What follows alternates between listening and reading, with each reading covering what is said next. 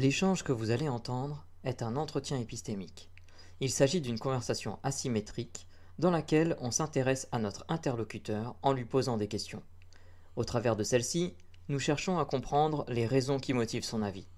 L'objectif principal de cette forme de conversation est de passer un moment agréable et mutuellement enrichissant. Salut Yoda. Salut. Vous allez bien tous? Apparemment ça va. Salut. Alors, ça fait plaisir. Ben pareillement, ça faisait un petit moment que j'étais pas passé. Ouais. Enfin, Ouais. j'ai écouté pas mal de vos lives évidemment, mais ça fait 2-3 mois que j'étais pas monté mettre mon grain de sel. Alors, du coup, je sais plus à qui c'est. Qui va me Peut-être à cuisiner? Régis. Je crois que c'était à Régis dans l'ordre, si j'ai bien noté. Je sais pas si t'es toujours dispo, Régis. À moi? Si ça te tente, ouais. Maître Yoda discuter avec Maître Yoda, j'aime.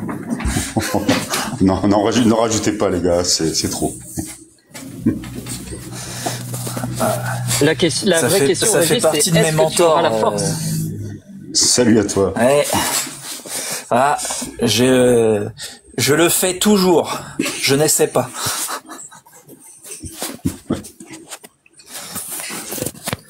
Alors, on attaque avec quoi? Ah, comment va déjà? Ben, écoute, ça va. Dimanche. Ça va. Je réponds toujours la même chose qu'à cette question. J'ai le soleil 320 jours par an, donc moi ça va toujours, tous les matins. Ah ouais. T'es pas en Pour ceux qui Normandie. connaissent ma localisation, voilà, c'est ça. Ni en Bretagne, ni voilà, c'est ça. Donc je me contente de peu, et ce peu-là est énorme. Ah, moi j'ai de la chance, j'ai enfin du soleil. Oui, bah ça va arriver. On est au mois de juin quand même. Ça devrait plus tarder maintenant. Ouais. Et j'ai allumé le chauffage ce matin. Oh là, je ne sais pas de quoi tu parles. Je n'en ai aucune idée. Bon alors pour en venir à la guerre mondiale, comment on fait? On en parle? Bah, il paraît qu'il faudrait en parler. Est-ce que tu as une position que tu aimerais défendre? Ah ouais. Oui, en fait, bientôt une guerre mondiale. Alors, après, c'est juste mon humble avis. Je dis pas que c'est possible, mais j'ai remarqué une chose, c'est que depuis que j'écoute, ça va faire un peu plus d'une heure, 1 heure et demie, on en vient tout de suite au nucléaire. Et il se trouve que j'ai été militaire à une autre époque et que j'ai été formé comme tous mes collègues à l'époque, ça existe toujours d'ailleurs. Je sais pas si vous connaissez cet acronyme NBC, ça veut dire nucléaire, biologique, chimique. Donc on était équipés de combinaisons, de masques, et on nous balançait du gaz. Il fallait être très réactif pour enfiler tout ça. Et en fait, ce sont des armes de destruction massive. S'il y a une chose à retenir de Nagasaki et Hiroshima, c'est que ça a fait voir au monde les dégâts que pouvait faire cette arme. Mais il y a aussi les armes biologiques et chimiques qui ont été utilisées la première fois, je crois, dans la Première Guerre mondiale, et qui sont des armes que finalement, quand on regarde, personne n'ose utiliser. Et on voit qu'en Ukraine, l'intervenant précédent disait que les guerres ne seront plus celles de tranchées de la Deuxième Guerre mondiale ou de la Première Guerre mondiale. Bah c'est faux. C'est toujours la même chose. On voit toujours les mêmes. Évidemment, les armes sont un peu plus sophistiquées, mais on voit encore des chars, on voit encore des tranchées, on voit encore des gens qui s'abritent, qui font des comme ils peuvent. Et on voit aussi que les hommes sont nombreux à laisser leur vie sur le champ de bataille, et la raison elle est très simple, c'est que ce soit nucléaire, biologique ou chimique, on sait que ce sont des armes qui, une fois employées, sont irréversibles et qu'elles entraîneront une riposte évidemment équivalente. Et même si certains de nos dirigeants ne sont pas très fiables dans leur esprit, ils sont quand même au courant que employer ce genre d'armes, ce serait plus ou moins définitif. Donc encore heureux que finalement on est la capacité à envisager les dégâts potentiels de ces trois armes-là. Donc c'est pour ça qu'on en est. Bon, maintenant évidemment aujourd'hui ce sont des drones, ce sont des armes plus sophistiquées qui font du dégât, mais ça fait déjà quoi? Ça fait 3 ans maintenant. Hein, je crois que la Russie et l'Ukraine sont en conflit. Ça aurait pu s'arrêter en une semaine, hein, mais aucun n'a pris le. Ça fait même 3 ans et demi, mais c'était en février 2022, c'est ça? Non, ça fait bien plus que ça en fait. Ça fait si tu 3 ans que ça s'est intensifié, mais. Oui, tu parles du Donbass, c'était dans 2014 tout ça, mais enfin bon. Voilà, c'est ça. Celle dont on parle aujourd'hui plus couramment, c'est vraiment celle qui voilà. Mais c'est vrai que ça date de bien plus longtemps. Je veux dire par là que voilà, guerre mondiale, c'est pourquoi pas, ça peut arriver. Oh, j'ai un petit peu de mal à y croire parce que, enfin bon, pourquoi pas. Je suis pas médium, je suis pas non plus futurologue. Okay. Mais j'essaye de faire confiance un petit peu aux dirigeants, même si il y en a qui sont très très bancals. Ça peut arriver, mais il y a aussi une lettre. Juste, je voulais ajouter une lettre à NBC. Je vais mettre E comme économique. Je pense qu'une guerre peut être aussi économique et c'est sûrement ce qui se passe déjà. Ouais, ok. Je note ce dernier point. De ce que tu as expliqué, tu as quand même, pour baser ton opinion, une expérience personnelle qui est assez importante, qui te permet de baser un petit peu ton opinion. Tu sais comment ça se passe un petit peu derrière les médias et le fait de penser que ça puisse devenir nucléaire, ça te semble un petit peu hypothétique parce que derrière cette solution, il y a une finalité pour laquelle les décideurs ne sont pas prêts à franchir le pas et que si il y a guerre mondiale, cela s'opérerait autrement. Tu as évoqué donc l'économique, tu as aussi évoqué les drones, etc. Puisque tu bases sur pas mal sur ton expérience personnelle, j'ai un peu de curiosité et donc je vais te proposer 2 axes de réflexion derrière, soit assouvir ma petite curiosité, sinon ta proposition, qui sont donc soit ta proposition est-ce que l'économie serait la nouvelle guerre mondiale ou est-ce que on pourrait arriver à une guerre de robots? Bon, économique, je pense qu'on y est déjà. Bon, enfin, en tout cas, il y a des tentatives. Hein. Tout le monde en est tous témoins. Ça peut faire beaucoup de dégâts. Mais on a encore une possibilité on a quand même des leviers, même face à des grandes puissances. On a encore des leviers, c'est ce qui fait que bon, on peut peut-être encore s'en sortir. Et après, pour ce qui est des robots, ah oui, alors ça c'est une version un petit peu qui pourrait paraître un peu futuriste, mais pourquoi pas. Ça va vite, hein, quand même, hein, ça progresse très vite, hein, parce que moi je vous parle de mon expérience militaire, c'était il y a 50 ans, hein, presque, et depuis, les armes NBC ont évidemment évolué et c'est plus du tout la même chose. C'est pourquoi elles sont aussi dangereuses. C'est pourquoi maintenant personne n'ose les utiliser. Maintenant, pour ce qui est des robots, enfin, moi je considère qu'un drone est une forme une sorte de robot. Je le prends comme tel, oui. Ouais, c'est ça, oui, je pense qu'il faut l'envisager, bien sûr. D'ailleurs, on voit un petit peu l'influence, justement, la possibilité qu'a un pays ou l'autre de s'engager dans le pays adverse grâce à ces robots et de faire des dégâts conséquents. C'est une arme mais bon, cette arme aussi a la possibilité d'être détectée de plus en plus. Voilà, la sophistication augmente d'année en année, de décennie en décennie. Je sais pas où ça va nous mener, mais une guerre de robots, oui, pourquoi pas. Mais je sais pas. Et puis il y a aussi la guerre de l'internet. Il y a les cyberattaques. Ça aussi, ça fait partie aussi d'éléments à prendre en considération. Si on imaginait une prochaine guerre mondiale, ça pourrait avoir toutes ces formes-là. Mais je pense que l'être humain, le militaire, l'homme sur le terrain sera toujours présent et il y aura il y aura encore un nombre de victimes conséquent si jamais il devait y avoir un conflit mondial. Donc ce ne serait pas, je pense pas qu'on puisse s'inquiéter sur l'utilisation du NBC parce que voilà, c'est ce côté irréversible qui fait que quand celui qui prendra l'initiative d'employer une de ces trois armes, sera très vite, sait déjà et aura très vite la réponse. Donc voilà, c'est l'escalade sans fin. Donc je sais pas, voilà, en fait, je crois vraiment que si jamais ça devait arriver, ce serait quand même ça détruirait beaucoup de vies. Quelle forme tu penses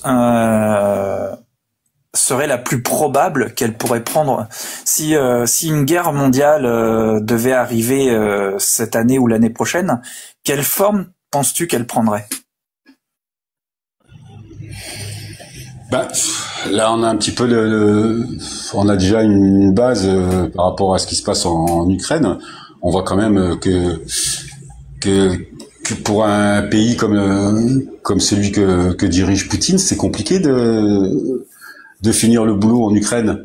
Ça veut bien dire quand même il s'auto freine. C'est pas très français ce que je viens de dire, mais il aurait la possibilité, comme tout le monde le sait, de clôturer ce conflit très rapidement. Il peut pas le faire parce il est pris par les conséquences qui pourraient arriver. Et ouais, je pense que ça ressemblerait beaucoup à ce qui se passe en Ukraine, des chars, des avions de combat, des drones. Je vois pas trop où est-ce qu'on pourrait aller ailleurs, parce que voilà, je le répète encore une fois, l'utilisation ce que tu évoques est très intéressant, je trouve. Est-ce que Poutine a vraiment les moyens d'aller à fond, parce que de ce qu'on en comprend des médias et de ce que veulent nous faire voir les médias, Poutine serait capable d'envahir l'Europe entière. Et pourtant, il semble galérer comme c'est pas possible avec l'Ukraine. Est-ce qu'il a vraiment les moyens de déclencher une guerre mondiale? Je crois pas dire de bêtises. Je crois qu'il il est en possession de l'arme nucléaire. Il a menacé plusieurs fois de s'en servir. Il le fera pas, justement pour les raisons que j'expliquais tout à l'heure. Après qu'il ait les moyens, le problème de Poutine, c'est que lui, c'est un nostalgique. C'est un gars issu c'est un ancien. Lui, sa nostalgie, c'est l'URSS, c'est la grandeur de l'URSS, c'est les frontières qui ont changé, qui se sont rapetissées, et lui, il rêve de reconstruire l'URSS de il y a 6-7 décennies. Et voilà, il s'en cache pas, d'ailleurs, il l'a dit. Mais je pense il aurait les moyens de le faire. Mais il sait très bien que s'il fait ça, ça va avoir des conséquences absolument incontrôlables. Donc, je pense qu'il est freiné. Son envie de reconstruire son empire comme il l'avait connu trouve quand même quelques ralentisseurs à droite à gauche. Et mais s'il reste quand même dangereux, parce que, enfin, moi c'est mon avis, hein, maintenant. Il y a peut-être des pro-Poutine qui nous écoutent, mais je pense que ce gars-là est dangereux. Mais le problème, c'est que même si il sait en plus qu'il est quand même, il est en fin de carrière. Hein, c'est plus très jeune non plus. Par contre, le problème, c'est que s'il devait lui arriver quelque chose ou s'il devait arrêter son pouvoir, on n'est pas du tout certain que celui qui prendrait sa place serait plus comment on dirait, plus docile. On a même de quoi s'inquiéter. Ça pourrait même être pire. Donc, je pense qu'il a les moyens de le faire. Pour répondre à ta question, je pense qu'il aurait les moyens de le faire, mais il sait très bien que s'il utilisait ses moyens, ce serait irréversible, comme je le disais tout à l'heure. D'accord. Donc, heureusement, on a ces freins qui sont là, comme l'OTAN, les États-Unis, etc. La Chine, d'ailleurs, la Chine aussi, évidemment, hein, qu'il faut prendre en considération. Même si ils paraissent alliés, Poutine n'a pas non plus les mains tout à fait libres face à la réaction de ce qui pourrait se passer en Chine. Il existe de nombreux freins un peu partout. Oui, heureusement. Chez tous les belligérants. Ouais. C'est pourquoi bientôt une guerre mondiale. Même ça, j'y crois moyennement. Parce que je sais pas, parce que justement, il y a peut-être la peur aussi de qu'il y en ait un plus tordu que les autres qui appuie sur le bouton rouge. Bon, ils sont jamais tout seuls à appuyer sur le bouton rouge. Hein, on voit ça dans les films. C'est des procédures assez complexes. Avant qu'il y ait une ogive nucléaire qui parte, ça sera mûrement réfléchi et beaucoup seront impliqués dans ça. Mais je pense pas. Franchement, je pense si ça va sûrement péter à droite à gauche, c'est possible. Mais de là à ce qu'on puisse appeler ça une guerre mondiale. Et après, c'est quoi une guerre mondiale? Faudrait peut-être, je sais pas, redéfinir ça aussi. Ouais, c'est vrai qu'on aurait pu passer par là. Après, c'est la fin c'est la fin du live et on a déjà pas mal essayé de décrire. Mais c'est vrai que on aurait pu définir cet élément-là. Il me semble avoir lu une définition de ce qu'est une guerre mondiale.